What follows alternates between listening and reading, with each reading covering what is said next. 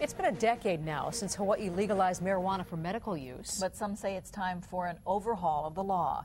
KITV4's Catherine Cruz is just back from a gathering tonight where that was the main topic. Catherine. Well, one hot button in play in several states across the country is the idea of a go-to place, a regulated dispensary where patients can legally buy what they need. Marijuana is still on the federal list of controlled substances, and that makes people, even with a doctor's prescription for cannabis, nervous. So what's a patient to do?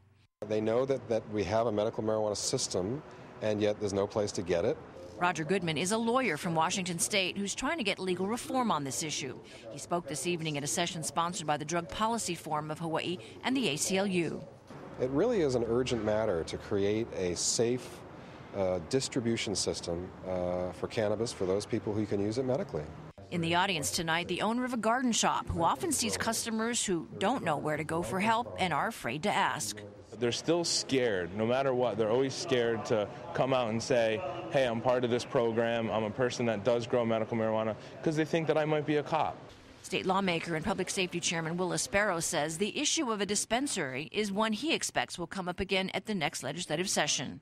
If a person is allowed to prescribe medical cannabis, how does one start growing a plant, or where does one get seeds?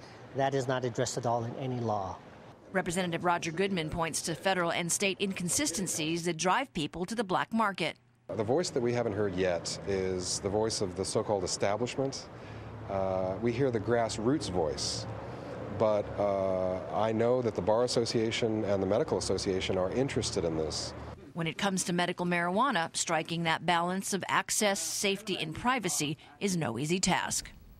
And by the way, one of the changes to Hawaii's medical marijuana law that some are lobbying for is switching the oversight from public safety to the Department of Health. Back to you, Laura.